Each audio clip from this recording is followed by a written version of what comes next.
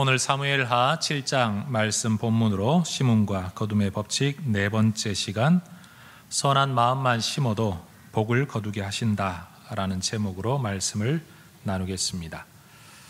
여러분, 아이들이 보는 만화책에 지금 보여드리는 그림에 나오는 이 주인공 여러분 보신 적이 있는지 모르겠습니다. 무엇처럼 보이시나요? 벌입니다. 이 벌의 종류는 표준어로 하면 괭벌이라고 합니다. 두에 애자를 붙여서 괭벌, 사투리로는 두영벌 또는 땡벌이라고 부르는 벌입니다.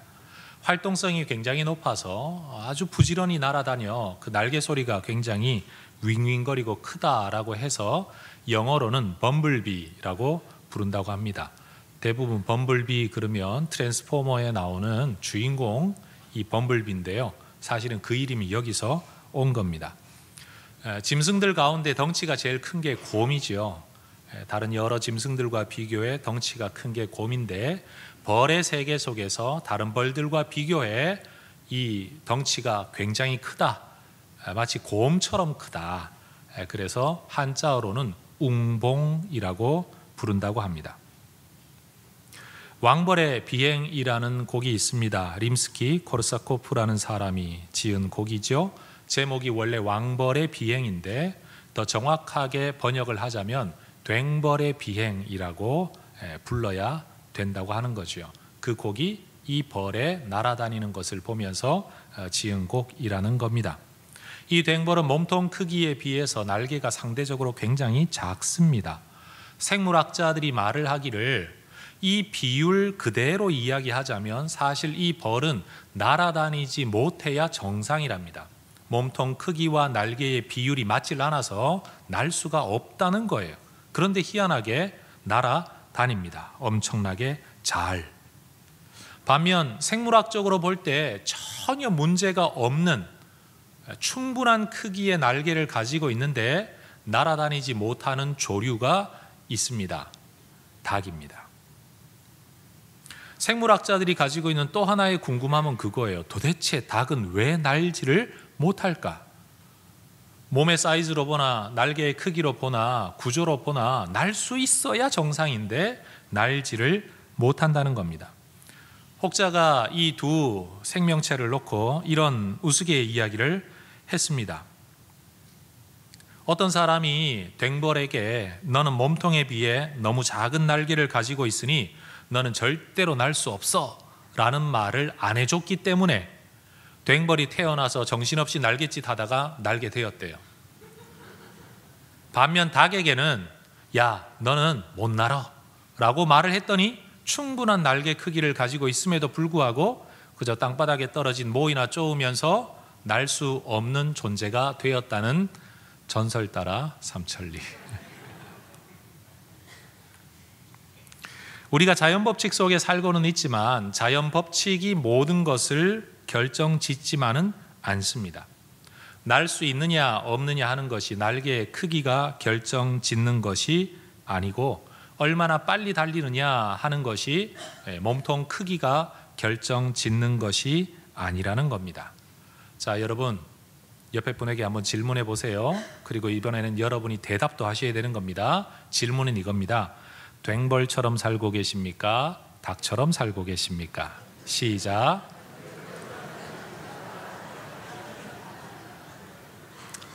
질문 후에 대답을 하라고 말씀을 드렸습니다. 이제 대답 한번 해보세요.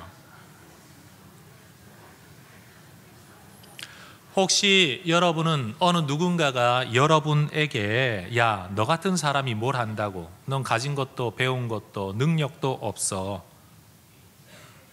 여러 면에서 안 돼 라는 말 때문에 스스로 날아보려는 마음조차 포기해버리고 살아가고 있지는 않습니까? 아니면 내가 뭔가 좀 더 있어야, 더 큰 날개가 있어야 나는 날아다닐 수 있을 텐데 라는 마음 때문에 원망과 불평, 더 큰 날개를 가지려는 욕망만 가지고 살아가고 있지는 않습니까? 아니면 이미 충분한 날개를 가지고 있는데도 불구하고 날아보려는 시도도 하지 않고 그저 세상에서 떨어진 모이나 쪼으면서 난 이렇게 살아도 만족해, 혹시 그렇게 살고 있지는 않습니까? 올 한 해 저는 저와 여러분 그리고 우리 교회가 비록 작은 날개를 가지고 있더라도 이 괭벌처럼 하늘을 마음껏 날아다니는, 부지런히 날아다니는 그런 삶이 되기를 주의 이름으로 축복합니다. 오늘날처럼 모터로 배를 움직이는 시대 말고 옛날 바람을 이용해서 항해하던 시대에 바다에서 배의 방향을 결정짓는 것은 배의 크기나 바람의 방향이 아닙니다. 어떤 형태의 바람이 불든지 여러분 배 한가운데 세워져 있는 돛을 어떤 방향으로 묶어두느냐에 따라서 배의 방향은 결정납니다. 그리고 때로는 배 위에서는 전혀 보이지도 않지만 저 밑바닥에 배 제일 뒤편에 있는 하나 또는 두 개의 키가 이 배의 방향을 결정짓습니다. 웅장하고 화려해 보이는 드러난 모습이 아니라 눈에 보이지 아니하는 키, 바람의 색이나 바람의 방향이 아니라 돛의 방향이 이 배의 방향을 결정짓는다는 거죠. 같은 바다 위에서 같은 바람이 불고 있는데 어떤 배는 이쪽으로 어떤 배는 저쪽으로 움직입니다. 신기하지 않습니까? 모두가 한쪽으로 흘러가야 정상입니다. 그런데 똑같은 바람 속에서 전혀 다른 방향으로 나아가는 배들. 여러분, 이 세상을 사는 우리의 삶도 그러한 것 같습니다. 여러분, 우리는 인간이라는 걸 먼저 인정해야 합니다. 내가 원한다고 바람이 멈추지 않고 내가 원한다고 바람이 불지 않습니다. 이쪽 바람이 내 마음에 들지 않으니 저쪽으로부터 바람이 불면 좋겠다. 그런 바람이 불어올 수 있으면 얼마나 좋겠습니까? 그러나 우리는 그런 능력을 가지지 못한 인간입니다. 바람이 불지 않아도 그대로 받아들여야 되고 바람이 불어도 그대로 받아들여야 합니다. 그런데 여러분, 그런 무기력한 인간인 것 같지만 그 무기력함 속에서 하나님은 인간에게 지혜를 주셨습니다. 바람을 내가 결정할 수는 없지만 그 바람에 맞추어 돛을 움직일 수 있는 지혜를 우리에게 주신 겁니다. 여러분, 인생에 어떤 바람이 불는지 우리는 알지 못합니다. 때로는 바람이 불지 안 불지도 우리가 결정하지 못합니다. 그러나 지혜로운 사람, 하나님 주권을 인정하고 그 안에서 내가 어떤 삶을 살아야 되는가를 생각하는 사람이라면 여러분, 불어오는 바람, 하나님의 주권 안에서 내게 일어나는 일들 속에서 내가 설명할 수도 이해할 수도 없지만 내가 마음의 돛을 어느 방향으로 묶어두어야 이 바람 속에서도 내가 원하는 삶을 살아낼 수 있을런지, 이걸 생각하는 지혜가 우리에게 있어야 한다는 겁니다. 어렸을 때의 상처, 여러분, 그리고 가정 형편이 좋지 아니한 것, 또는 가정의 파괴, 또는 여러 가지 사회생활 속에서 주어지는 폭력이나 또는 이해할 수 없는 부당한 대우 때문에 우리의 삶이 깨어지는 것, 충분히 그럴 수 있고 그런 일이 일어나지 않도록 우리는 노력을 해야 하지만 1차적으로 우리가 그런 상황 앞에서 가져야 될 마음은 무엇이냐 하면 이 상황 속에서라도 내 마음의 돛은 어떻게 방향을 잡아야 하는가입니다.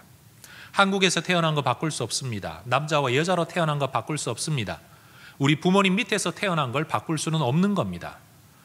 여러분, 타고난 성격이라는 것도 사람에게 주어져 있어서 완전히 개조하기는 참 힘듭니다.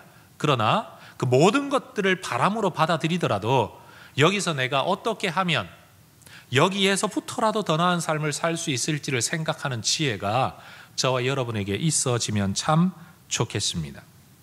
우리 예수님을 한번 생각해 보십시오. 예수님은 불순종하는 세상 가운데 하나님의 구세주로 오셨습니다. 그렇다고 세상이 예수님을 떠받들어 들지도 않았습니다. 그의 뜻을 이루는 일에 내가 조금이라도 도움이 되겠다고 헌신하는 사람들 없었습니다. 정작 예수님이 가려고 하는 길에 제자들은 다 도망치고 말았습니다. 하나님을 섬긴다고 말하는 종교 지도자들, 예수님의 표현을 그대로 빌면 자기도 하늘나라에 들어가지 않고 들어가려고 하는 사람의 길도 가로막고 살아가는 사람들이었지, 정말 하나님의 뜻대로 살아가는 사람 만나기가 힘들었습니다. 바람으로 따지자면 하나님께서 예수님에게 원하시는 길을 걸어가는 일에 있어서 도움되는 바람이 하나도 없었다는 겁니다. 그러나 우리 예수님은 마침내 하나님의 뜻을 이루십니다. 다 이루었다라고 말씀하실 만큼 우리 예수님은 인생의 항해길을 원하는 목적지까지 가셨다는 겁니다. 원하는 바람이 불어서가 아니었습니다. 돕는 사람이 있어서가 아니었다는 말입니다. 예수님 스스로가 한 방향, 한 목표를 바라보고 인내하는 가운데, 순종하는 가운데 그 삶을 살아내셨다는 겁니다. 그래서 성경은 이러한 예수님의 삶을 두고 우리에게 이렇게 권면을 합니다. 빌립보서 2장 5절의 말씀에 너희 안에 이 마음을 품으라. 곧 그리스도 예수의 마음이다. 하나님을 섬기고 이 땅에서 예수님의 뒤를 따르기 원하는 너희들도 예수님의 마음을 품어야 가능하다 이야기합니다. 그런데 여러분, 이 번역을 두고 여러 가지 해석이 가능하겠지만 한 영어 성경은 이 성경 구절을 어떻게 번역을 하느냐? 너희가 예수님의 태도, 애티튜드를 가져야 된다라고 말을 합니다. 따라해 볼까요? 너희 안에 이 마음을 품으라. 제가 바꿔서 해볼게요. 따라해 보십시오. 너희 안에 이 태도를 가지라. 곧 그리스도 예수의 태도이니라고 해석되어 질 수 있다는 거죠. 이 예수님의 마음, 예수님의 태도가 뭡니까? 바람을 탓하지 않았다는 겁니다. 세상을 논하지 않았다는 겁니다. 오직 하나님 앞에 내게 주어진 인생, 나는 어디를 향해 무엇을 위해 어떻게 가야 하나, 우리 예수님은 언제나 자신의 마음의 돛을 움직이면서 그 방향으로 가셨습니다. 정말 힘들고 어려울 때는 주님 앞에 나아가 그렇게 기도하셨죠. 하나님, 이 잔을 내게서 옮겨 주옵소서. 이 항해 그만 멈췄으면 좋겠습니다. 이 항해 그냥 내가 원하는 대로 가면 안 될까요? 그렇게 기도하시면서도 결국 마지막은 내 뜻대로 마옵시고 아버지의 뜻대로 되기를 원합니다. 여전히 불어오는 바람 앞에서 우리 주님은 자기의 마음을 그렇게 움직여 나가셨다는 겁니다. 로버트처럼 처음부터 그렇게 사신 게 아니라 매일 매 순간을 씨름하시면서, 그래서 매일 새벽마다 기도하실 수밖에 없었고 늦은 밤에도 기도하실 수밖에 없었던 이유는 더 많은 능력을 얻기 위해서가 아니라 그 길을 계속 가시기 위해서, 내 삶의 돛의 방향을 조절하시기 위해 예수님은 그렇게 사셨다는 겁니다. 자, 오늘 본문의 이야기로 한번 들어가 보십시다. 여러분, 다윗이 다스리는 이스라엘 나라가 안정을 맞이했습니다. 그런데 이 다윗의 마음속에 어느 날 갑자기 부담이 찾아왔습니다. 시편의 상당수가, 거의 절대다수가 다윗이 하나님에 대해 불렀던 노래 아닙니까? 그 노래의 대부분은 하나님만이 진짜 하나님이십니다. 하나님은 나의 피할 바위이십니다. 하나님은 나의 상급이십니다.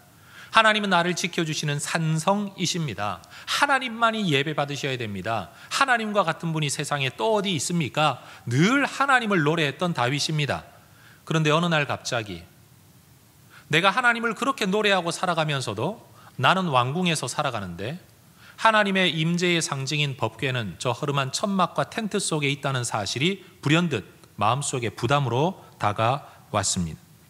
예전부터도 하나님의 법궤를 할 수만 있으면 좀 좋은 곳으로 옮기려는 시도가 있기는 했겠지만, 다윗 입장에서 핑계를 한번 대보자면 선지자도 아무 말 하지 않았고 제사장들도 아무 말 하지 않았고 하나님도 아무 말씀하지 않았기 때문에, 어느 백성들도 그것을 요구한 적이 없기 때문에, 굳이 그래야 될 필요가 없기 때문에 다윗의 마음속에서도 하나님의 법궤가 텐트 안에 있는 것 좀 안 좋다, 어떻게 하면 좋을까 생각하다가도 때가 되면 말씀하시겠지, 선지자가 말하면 하면 되겠지, 제사장들이 뭐라고 말을 하겠지, 백성들이 마음을 움직여서 이야기를 하면 그때 해도 늦지는 않겠지, 그렇게 뒤로 미뤄왔었던 일입니다.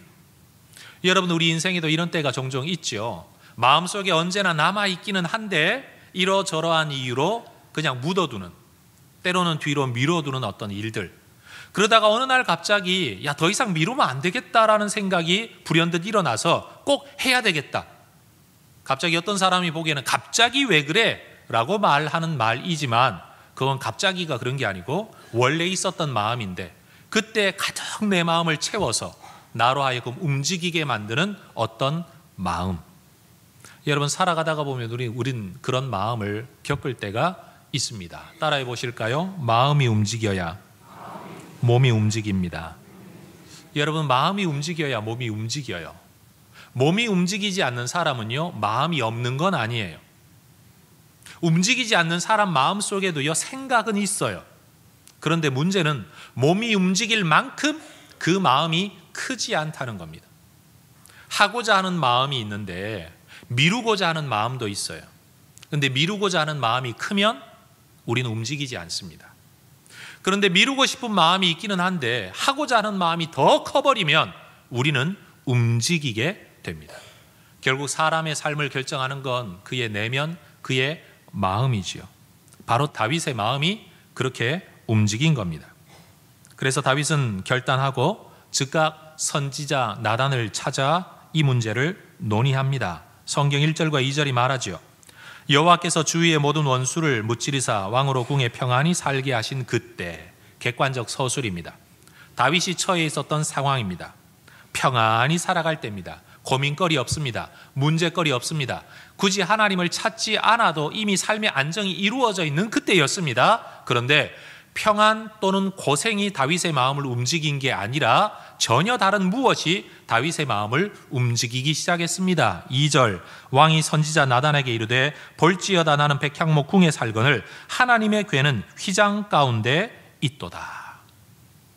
먹고 살기 힘들어서, 전쟁 때문에 발등에 불이 떨어져서, 아니면 자식이 문제를 일으켜서, 아니면 건강이 나빠져서 하나님을 찾게 되는 게 아니라 그런 인간적인 이유가 다 없는데도 불구하고 갑자기 다윗의 마음속에 하나님의 언약궤에 대한 마음이 일어났던 겁니다. 옛 어른들 말씀에 이런 말씀이 있더라고요. 아내가 고맙고 이쁘면 처갓집 말뚝 보고도 절을 한다. 들어본 적 있으신가요? 예. 그럼 우리 남자분들 혹시 처갓집 말뚝 보고 절해 본 적 있으십니까? 예. 그 이상은 묻지 않겠습니다. 아내에 대한 사랑과 고마움이 커지면요, 당장 내가 얼굴 보지 않고 사는데도, 나하고 아무 상관없는데도 그 사람과 관련되어진 모든 것들이 고맙고 귀하게 여겨지는 겁니다. 바로 다윗의 마음이 그 마음이 있었던 거죠. 다윗은 지금 이 법궤를 정치적인 문제로 해석하지 않습니다. 복받기 위해 지금 이 일을 하겠다는 게 전혀 아닙니다. 그의 마음속에 하나님에 대한 존귀히 여기고자 하는 마음, 인간일 뿐인 나는 백향목 궁에 거하는데 정작 하나님의 임재의 상징인 법궤는 허름한 천막 속에 있다? 이거 뭔가 격이 맞지 않는 거 아닌가?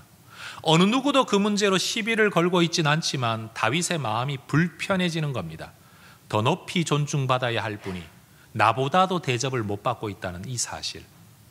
세상적으로 보더라도, 신앙적으로 보더라도, 뭘로 보더라도 더 많은 대접을 받아야 할 분이 나보다 대접을 못 받고 있다는 사실이 다윗의 마음을 불편하게 만든 거예요. 여러분, 이것은 말 그대로 신앙에서 나온 것입니다. 하나님을 사랑하는 마음, 하나님을 존중히 여기는 마음, 하나님이 나보다 훨씬 더 많은 대접을 받아야 된다라는 바로 그 신앙의 마음이에요.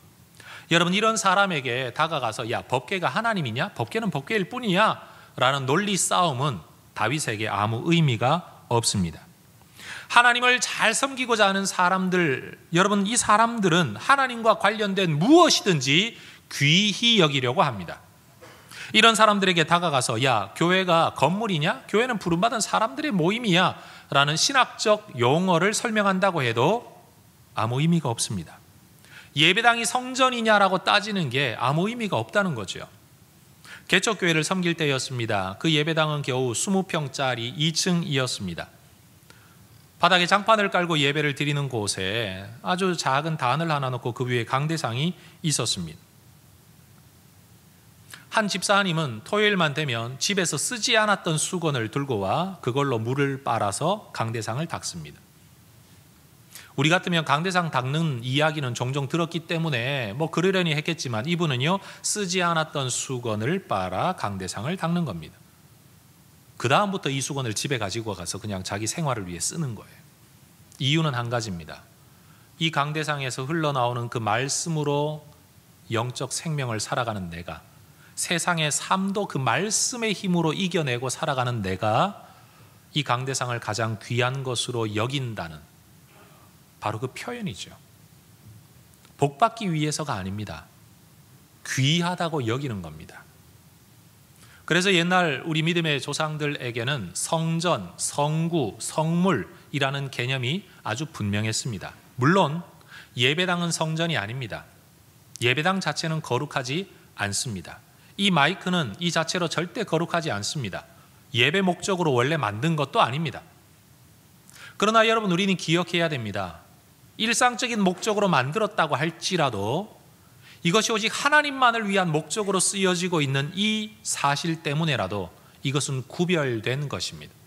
일반 물건과 똑같이 취급되어질 수 없다는 겁니다. 거룩해서 거룩하다고 부르는 게 아니라 거룩한 목적을 위해 사용되기 때문에 거룩하다는 이름을 우리가 불러주는 거죠. 돈 벌기 위해서 직장 생활하는 회사 건물하고 어떻게 이 예배당 건물이 똑같이 취급되어질 수 있겠습니까? 뭔가 다른 것 아니겠어요? 하나님을 생각하는 사람들에게, 하나님을 귀히 여기고자 하는 사람들에게는 물건이 절대 물건이 될 수가 없습니다. 여러분이 예배를 드리고 돌아가는 자리에 남아있는 쓰레기와 휴지들, 그렇게 있을 수가 없는 거죠. 왜요? 그건 시민의식 때문이 아닙니다. 내가 하나님께 예배 드리는 이 공간을 내가 쓰레기를 마음껏 버려두는 공간으로 삼을 수는 없는 거죠. 마치 여러분의 집 안방에 아무 사람이나 들어와서 놀게 만들지 않는 것처럼 사람의 자기의 공간도 그렇게 구별시키는데 하나님을 위한 예배를 드리는 공간에 우리가 어떻게 함부로 이것을 취급할 수 있겠냐는 말이죠. 하나님의 이름과 상관되어지는 모든 것을 귀히 여기고자 하는 마음, 저는 저와 여러분에게 이런 마음이 있어지기를 소망합니다. 전 우리 믿음의 조상들의 그 전통은 우리가 물려받아야 된다고 생각을 합니다. 성전, 성구, 성물, 성직자, 성직, 이 모든 것들에 대하여 여러분, 우리가 좀 귀히 여길 수 있으면 좋겠습니다. 여러분, 성도가 목사를 위해 헌신하겠다는데, 하나님을 기쁘시게 하기 위해 뭔가를 하겠다는데 그거 말릴 목사가 누가 있겠습니까? 선지자 마음에도 언제나 사실 이 법계 문제는 수건 사업이었을는지도 모릅니다. 아무래도 여러분, 일반 성도들보다는 목사가 교회 건물이나 교회 시설에 대해서 애착을 더 많이 가지는 게 정상 아니겠습니까?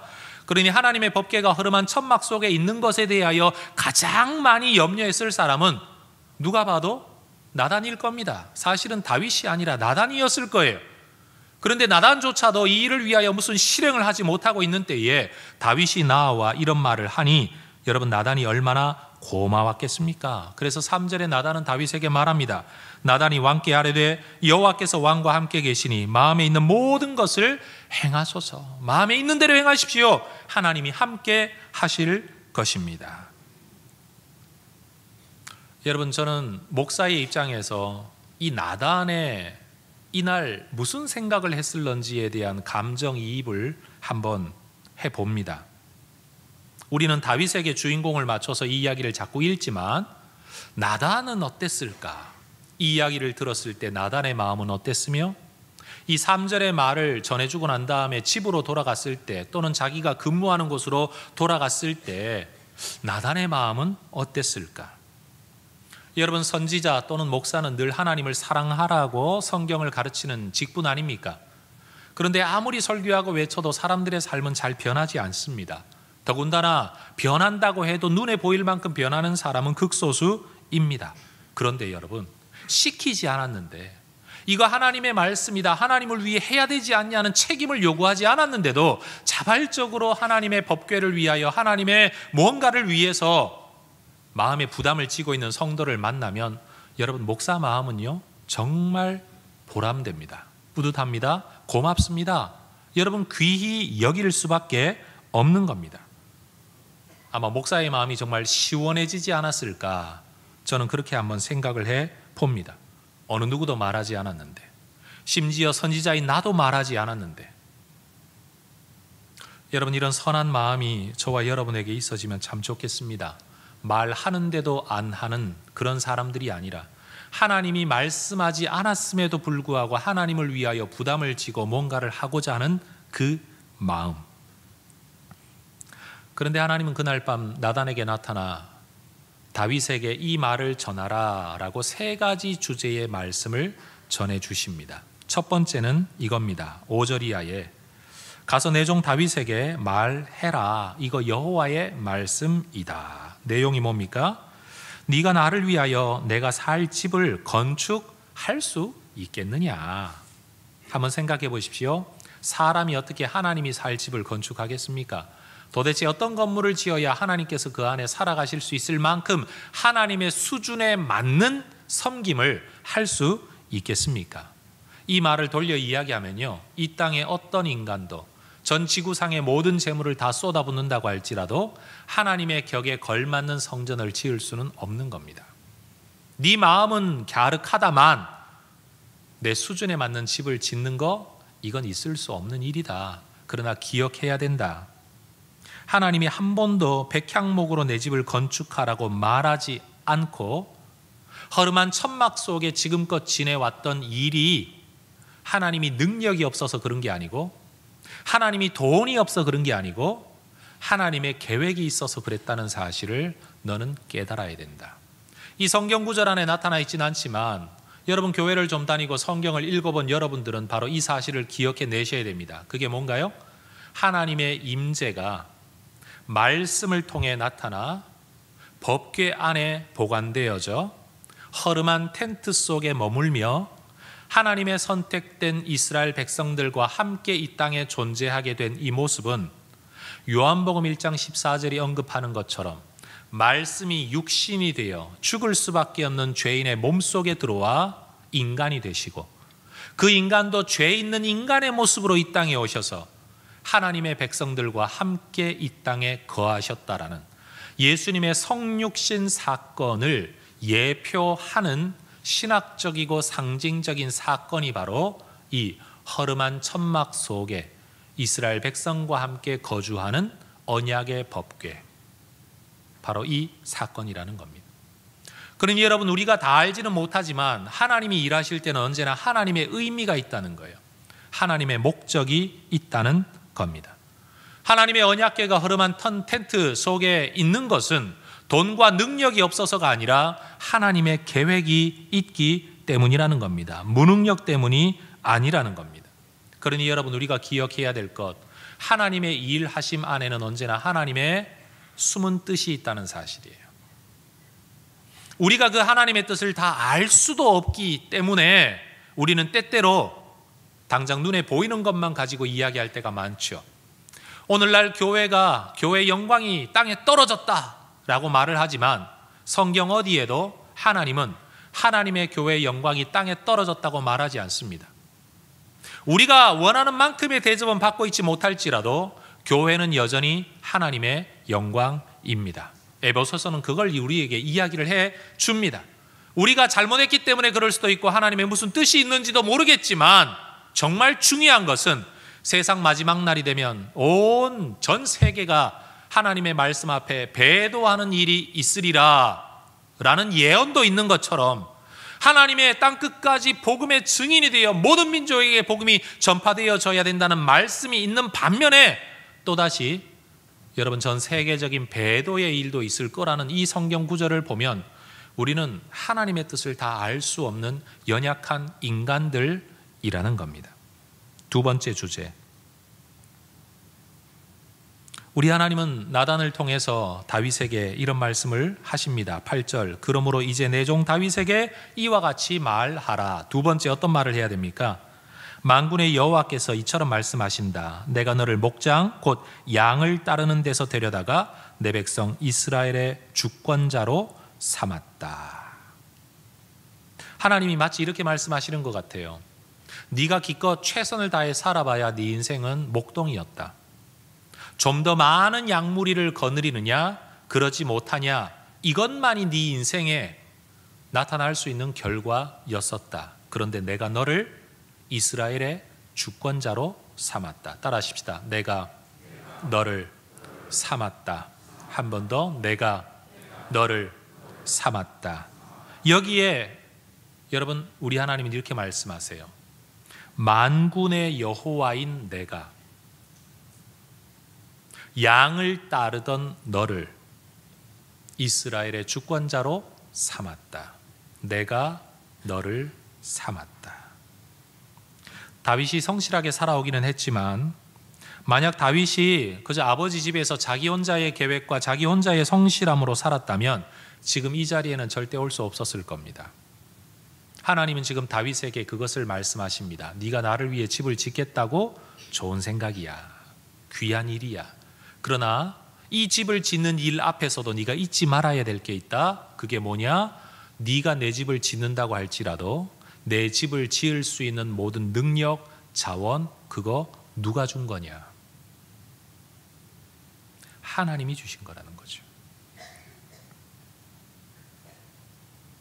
내가 백향목궁을 지을 힘이 있으니 이것으로 하나님을 돕겠다가 아니라 하나님이 내게 주신 것을 가지고 내가 하나님을 위해 사용할 뿐이라는 이 사실을 하나님은 다윗에게 각성시켜주고 계십니다. 많은 사람들이 하나님을 위한 일을 하다가 오히려 하나님의 뜻을 벗어나 패가망신하는 사람들이 종종 있습니다. 교만함 때문에. 교회를 지키겠다는 이유 때문에 넘지 말아야 할 선을 넘고 교만 때문에 교회 하나님 성경을 이야기하지만 정작 자기 자신이 넘지 말아야 할 선을 넘어서 살아가다가 여러분 믿음에서 떠나고 세상에서도 하나님의 복이 아니라 저주를 경험하는 사람들 많이 봅니다. 목사님들도 장로님들도 집사님들도 권사님들도 성도들도 청년들도 누구든지 말이에요. 내가 하나님을 위해 뭔가를 하겠다고 나서다가 넘지 말아야 할 선을 넘는 사람들. 하나님은 지금 이 선한 뜻을 품고 있는 다윗을 너무너무 아끼시는 겁니다. 너무너무 사랑하시는 겁니다. 그래서 무슨 일을 하기도 전에 말씀하시는 거예요. 네가 이 일을 한다고 하더라도 우리가 이미 성경을 읽어 알지만 네 아들이 이 일을 이룰 거다라고 허락해 주실 거예요. 그러나 네가 잊지 말아야 될 게 있다. 네가 내 집을 짓겠다? 그 생각하면 안 된다. 내가 준 것이다. 내가 허락하는 것이다. 내가 베풀어 준 것이다. 어떤 성도들은 교회를 위해 어떤 헌신, 헌금 또는 뭔가를 기여를 할 때에 내 것으로 교회를 위해 했다라고 생각하는 분들이 종종 있습니다. 여러분 이런 사람들은요 큰 일을 하고서도 하나님의 복을 받기 힘듭니다. 왜 그렇습니까? 하나님이 주신 것으로 했을 뿐이다. 이 태도가 있어야 하나님이 영광을 받으신다는 사실입니다. 그러니 여러분 원칙적으로 이야기하자면 이런 거예요. 여러분 잘 들으세요. 내가 아무리 큰 것, 대단한 것, 위대한 것을 가지고 하나님의 일을 위하여, 선교사님들을 위하여, 목사님들을 위하여, 교회를 위하여, 복음을 위하여 뭔가 헌신을 한다고 하더라도 우리는 그것을요 서서 길거리에 있는 힘든 형편에 있는 누군가에게 던져주듯이 내어놓다가는 오히려 큰일 하고 복을 못 받습니다. 교회는 성도들이 아무리 교회를 위해 큰일을 한다고 할지라도요 교회는 이 일을 엎드려 받을 게 아니고 하나님의 것을 하나님께로라는 당당함 속에 받아야 됩니다. 마치 이런 거죠. 오히려 헌금하는 사람이 무릎 꿇고 헌금하고 교회는 그것을 서서 받아야 된다. 이게 성경적으로 맞습니다. 알아주지 말라는 게 아닙니다. 귀히 여기지 말라는 게 아닙니다. 하나님의 교회를 위하여 수고하는 사람들이 패가망신하는 일이 없도록 바로 가르쳐야 된다는 겁니다.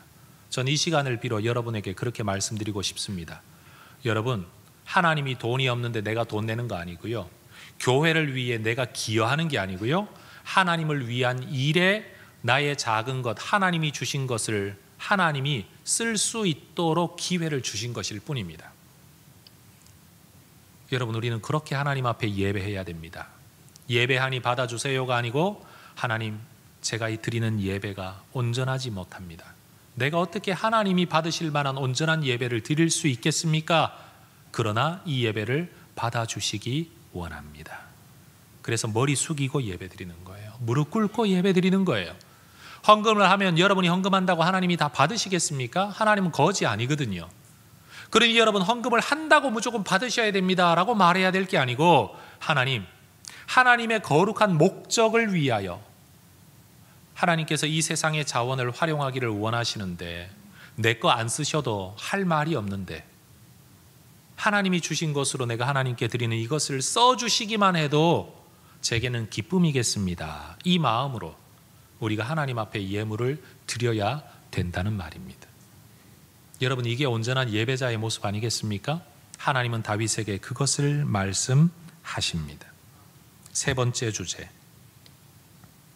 그렇게 하나님께서는 성전의 가치, 다시 말해 법궤와 천막의 가치가 네가 생각하는 것하고는 다르다.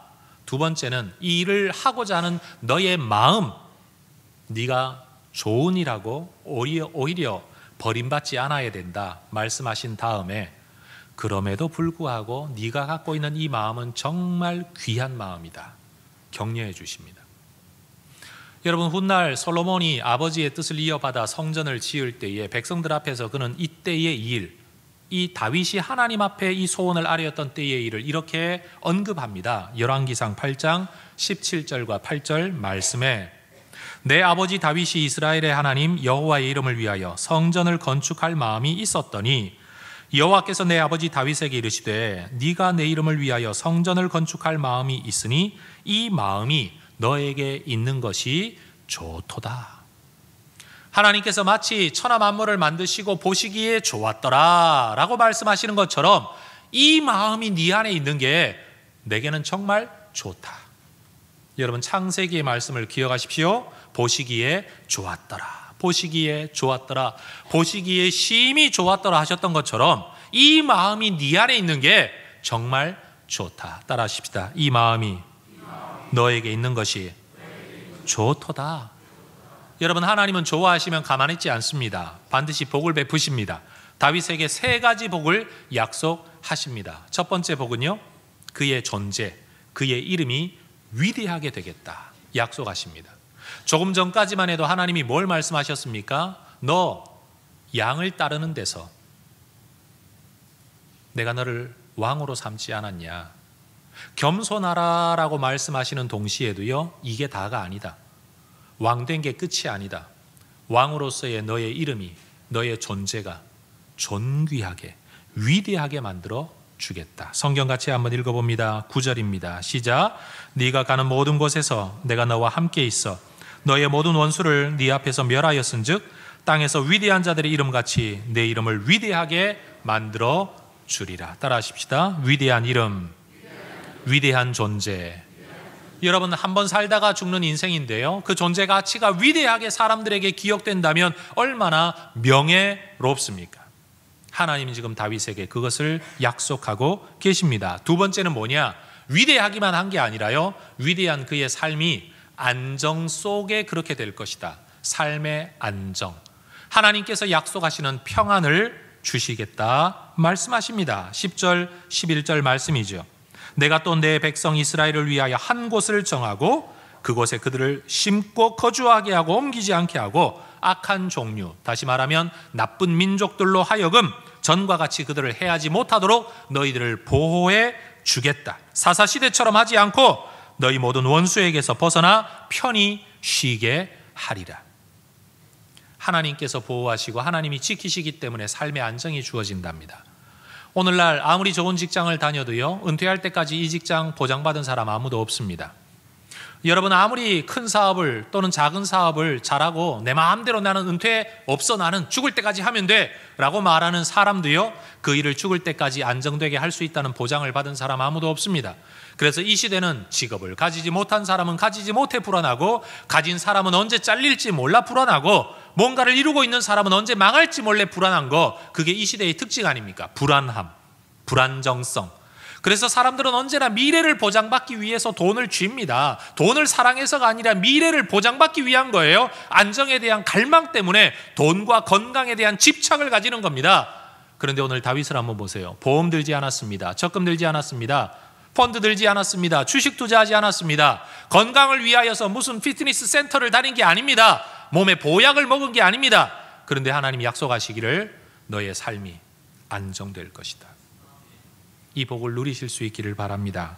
세 번째 복이 뭡니까? 생각지도 않았던 복이에요. 후손에 대한 복입니다. 11절 말씀을 보면 하나님 그렇게 말씀하시죠. 여호와가 너에게 이르노니 여호와가 너를 위하여 집을 짓겠다. 하나님을 위하여 집을 고민하고 있는 다윗에게 하나님 말씀하시기를, 아니야, 내가 네 집 지어줄게. 그런데 그 집은 백향목궁이 아니었습니다. 하나님께서 말씀하시는 집은요, 가문이었어요. 가문. 그리고는 그의 아들들에게 이 왕의 자리를 계속 상속받게 될 것이라고 약속해 주십니다. 여러분, 이때 우리는 역사를 한번 되짚어 봐야 됩니다. 여러분, 이스라엘 역사 속에서 왕위가 한 번도 세습되어진 적이 다윗 시대까지는 없었습니다. 다윗이 알고 있는 왕의 제도라는 것은요, 하나님이 사울을 뽑아 세우시니까 사울이 왕이 되었고, 사울의 아들이 왕이 되는 게 아니라 하나님이 내게 기름 부으시니까 내가 왕이 되는 거예요. 그러면 다윗이 생각하기에 내 다음에는 누가 왕이 될까요? 아무도 몰라요. 장담할 수 있는 게 아니에요. 하나님이 기름 붓는 자 누구든지 그가 왕이 되는 겁니다. 그러니까 이것을 내 자식에게 물려줄 거라는 생각을 다윗은 한 번도 해본 적이 없는 거예요. 사사 시대에도 사사가 세습되지 않았었고, 자기가 경험하고 있는 이 왕정 세대에도 왕은 세습되지 않았다는 거죠. 다윗이 알고 있는 한 자기의 자손들은 앞으로 어떻게 살아야 될지 여전히 불안한 겁니다. 어떤 왕 밑에서 어떻게 살아가게 될지 약속받은 게 없어요. 그런데 하나님은 약속하시는 겁니다. 내 몸에서 날 너의 후손들이 이 자리를 이어받게 될 것이다. 여러분, 얼마나 큰 약속입니까? 나 혼자만 잘 사는 것도 불안한 시대에 우리의 자녀들에 대한 염려가 우리에게 얼마나 많습니까? 그런데 하나님이 지금 그 후손들을 붙드시겠다고, 지키시겠다고, 내가 그들의 아버지가 되어 그들을 책망하고 때론 징책하고 돌보고 보호해서 지켜주겠노라고, 네 자식 내가 책임질게, 지금 그 말씀하시는 겁니다. 생각해 보십시오. 돈 많은 어떤 부자가, 아니면 배운 것이 많은 분이, 인격과 신앙이 훌륭한 분이 말씀하시기를, 나는 가진 것도 배운 것도 없어 내 자식에게 줄 수 있는 게 겨우 대학이나 근근히 졸업시키고 나면 네가 알아 살아라, 내가 할 수 있는 게 그게 다인데 내가 당신 아들 직장 책임질게, 내가 당신 아들 어긋난 길 가지 않도록 내가 바로 가르칠게, 내가 당신 자손들 영원토록, 아들만이 아니라 아들의 아들까지, 딸의 딸까지 내가 책임질게. 여러분, 이렇게 말해주면 얼마나 고맙겠습니까? 근데 지금 하나님이 다윗에게 이 약속을 하고 계신 겁니다. 성도 여러분, 다윗이 받은 이 복 여러분 받기를 원하십니까? 그런데 다윗이 어떻게 이 복을 받을 수 있었습니까? 받기 원하는 마음까지는 알겠는데, 그러면 다윗은 어떻게 이 복을 받았습니까? 사도행전 5장을 보면 아나니아와 삽비라라는 부부가 등장합니다. 그 성경을 읽어보면 바나바라는 교회 지도자가 자기가 가지고 있었던 큰 부동산을 팔아가지고 하나님의 교회에 헌금을 했어요. 그랬더니만 많은 사람들이 그를 칭찬하고 격려하고 훌륭하다고 인정해 주었습니다. 성경에 기록되어져 있지는 않지만 바로 그 사건 후에 이 아나니아와 삽비라 이야기가 나오는 걸로 봐서는 이게 무슨 계기가 된 것 같아요. 바나바가 그렇게 헌금을 하고 사람들에게 칭찬받는 모습을 보고 아나니아와 삽비라도 마음속에, 우리도 좀 저렇게 인정받는 사람이 돼야 되지 않겠어? 교회에서 좀 이렇게 해야 되지 않을까? 부담을 느꼈던 것 같아요. 그러고는 가서 자기의 부동산을 파는데, 원어적으로 보면 바나바가 판 밭은요, 부동산은 큰 밭이고요, 아나니아와 삽비라가 판 밭은 작은 부동산 밭이에요. 그런데 이걸 팔아서 돈을 손에 쥐었어요. 근데 이걸 다 하려고 보니까 아까웠어요. 그래서 부부가 숨겼어요. 그러고는 일부분만 들고 왔어요, 베드로에게. 그러고는 헌금을 했어요. 베드로가 질문했어요. 이게 전부냐? 그랬더니만 네, 전부입니다. 그냥 조금 가져왔습니다. 이랬으면 좋았을 텐데, 쓸 때 쓰고 남은 거 가져왔습니다. 이렇게만 해도 죽지 않았을 텐데, 이게 전부입니다. 그랬어요. 베드로가 성령을 속이고 하나님을 속이는 이 마음, 이거 정말 나쁜 마음이다 선포를 했는데요, 베드로가 죽인 게 아니고 그냥 나쁜 거다라고 말을 했는데 그 순간 그 자리에서 죽어버렸습니다. 조금 있다가 삽비라 부인이 베드로를 찾아왔습니다.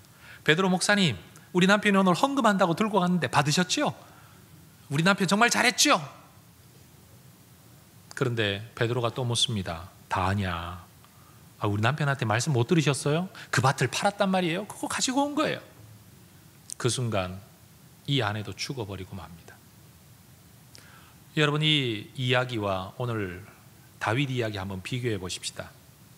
다윗이 지금 이 약속을 받는 순간까지 다윗이 성전을 짓기 위해 적금 들었습니까? 일꾼을 고용했습니까? 설계도라도 그렸나요? 아니면 물건 하나라도 준비한 게 있습니까? 한 거 아무것도 없습니다. 아무 일도 하지 않았습니다. 그냥 하나님을 향한 마음의 열정, 그걸 선지자를 통해 하나님께 아뢰어 드린 것 뿐입니다. 품고만 있었으면 하나님 아무 말씀 안 하셨을 겁니다. 다윗이 생각만 하고 있었으면 하나님이 나단을 통해 아무 말씀하지 않았을 겁니다. 나단도 몰랐을 거고 하나님은 나단을 통해 말씀하지 않았을 거예요. 그런데 나단을 통해 하나님께 알려졌을 때 하나님은 나단을 통해 다윗에게 약속하신 겁니다. 반면에 아나니아와 삽비라는요, 헌금했습니다. 대답해 보세요. 누가 시켰습니까? 아무도 안 시켰습니다. 다른 사람 다 하는데 끼어서 교회가 한꺼번에 작정 헌금을 하니까 너도 해야 되지 않겠냐, 그래서 한 겁니까? 아닙니다. 다 안 하는 일에 자기들이 자발적으로 한 겁니다. 그런데 이 일을 통해 복을 받았나요? 저주를 받았나요? 이유가 뭘까요? 헌금 안에서 저주받았습니까? 아닙니다. 거짓된 마음이에요. 선하지 않은 마음이에요. 여러분, 신앙생활에서 꼭 기억하셔야 될 게 있습니다. 종교적인 열심을 가지고 무슨 일을 해야만 복을 받는다. 거기엔 하나의 전제가 있어야 돼요. 선하고 진실한 마음으로 해야 복을 받습니다. 거짓된 마음으로 중심이 흐트러져 있는 사람이 흉내내기 위하여 체면 때문에 마지못해 억지로 하는 일은 복을 받을 수 없습니다. 그래서 고린도 후서 성경을 읽어보면 헌금에 대한 이야기가 굉장히 많이 나오는데, 하나님의 헌금 기준은 뭐냐? 기쁜 마음으로 하는 자에게 복을 주신다 그랬어요. 이 표현을 즐겨내는 자라고 번역을 했는데, 즐겨낸다는 말이 빈도수를 말하는 게 아닙니다. 즐거움으로 내는 자라는 말이에요. 중심입니다. 태도입니다. 마음입니다. 아무리 많은 것을 행해도 마음의 중심이 어긋나 있으면 복받지 못합니다. 반대로요, 큰 일, 대단한 일 하지 못해도 그 마음의 중심이 우리 하나님을 위해서 불타오르는 선한 마음을 하나님께서 보시게 되면 하나님은 그 사람에게는 복을 주십니다. 여러분, 얼마나 남는 장사입니까? 너무 속된 용어를 써서 죄송합니다. 아무것도 하지 않고 복받은 다윗, 엄청난 걸 하고서도 죽어버린 아나니아와 삽비라. 도대체 우리는 어떤 신앙생활을 해야 할까요? 하나님을 믿는다, 하나님을 섬긴다 하면서도 정작 그 하나님을 기쁘시게 하려는 마음의 열망이 없으면 그 사람이 하나님을 위해 어떤 삶을 살아갈 수 있겠습니까? 무슨 일을 하든 진심으로 할 수 있겠습니까? 하나님을 주인으로 섬기지 않는 곳에 하나님의 영광이 나타날 수가 없죠. 하나님을 구하고 찾지 않는 곳에서 하나님의 능력이 나타날 수가 없는 겁니다. 우리는 대부분 이런 환경 속에 삽니다. 너무 바빠요. 너무 힘들어요. 신경 쓸 게 너무 많아요.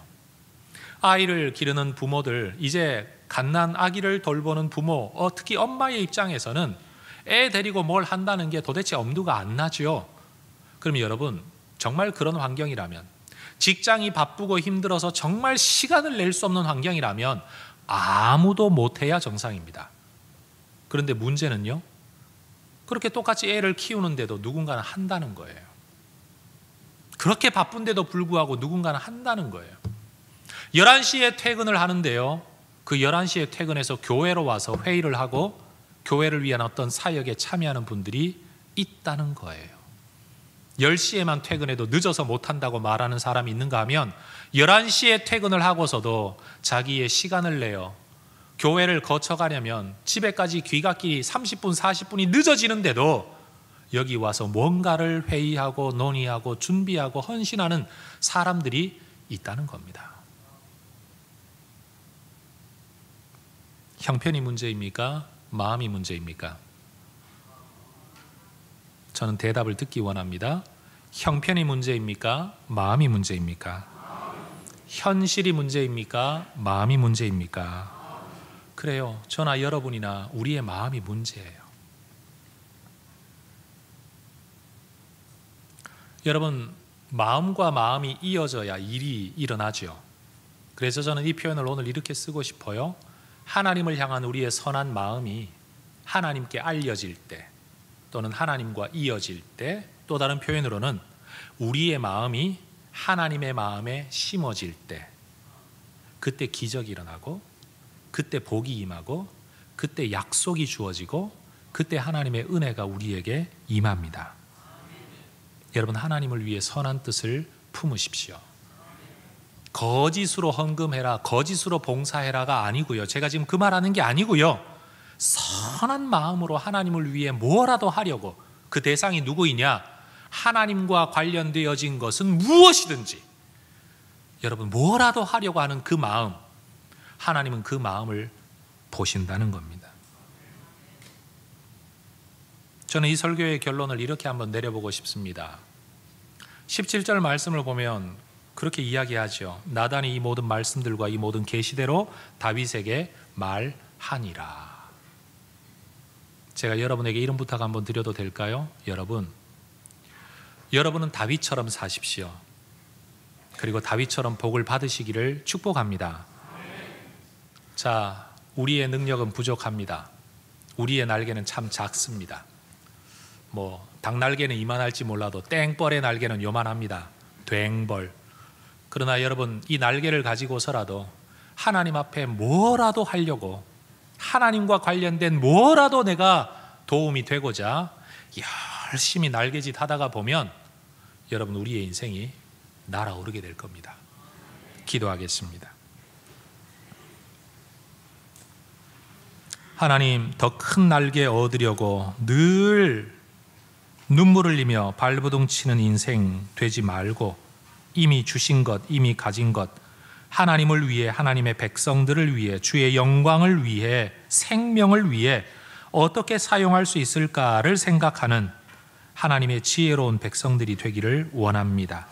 우리 안에 예수님의 태도를 가질 수 있도록 도와주시고, 다윗처럼 선한 마음 심을 때 아무것도 한 일이 없어도 하나님이 복을 약속하셨던 것처럼, 하나님, 우리도 할 수 있느냐 없느냐, 형편이 되냐 안 되냐 따지지 아니하고 어떻게든 하나님을 위하여 뭐라도 하려고 선한 마음의 열정 가지고 살아가는 주의 백성들 되게 하옵소서.